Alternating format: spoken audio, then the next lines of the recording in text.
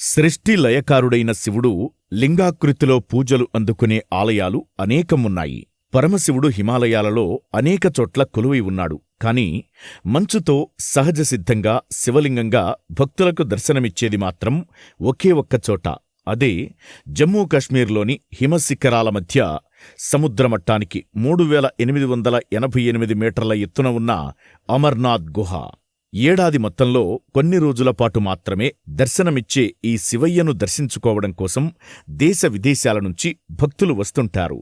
అయితే అంత ఎత్తున అత్యంత ప్రమాదభరితమైన హిమశిఖరాలు, లోయల మీదుగా అమర్నాథ్ గుహకు చేరుకోవడం ఓ సాహసమే. అందుకే ఈ యాత్రకు ముందు వైద్య పరీక్షలు చేసి ఫిట్నెస్ ఉన్నవారిని మాత్రమే అనుమతిస్తారు. దానిలో భాగంగా జూన్ 29న ప్రారంభమైన అమర్నాథ్ యాత్ర శివునిది వెండి గద్దె ప్రార్థనలు జరిగే గుహ మందిరానికి చేరుకోవడంతో ఈ యాత్ర ముగిసింది.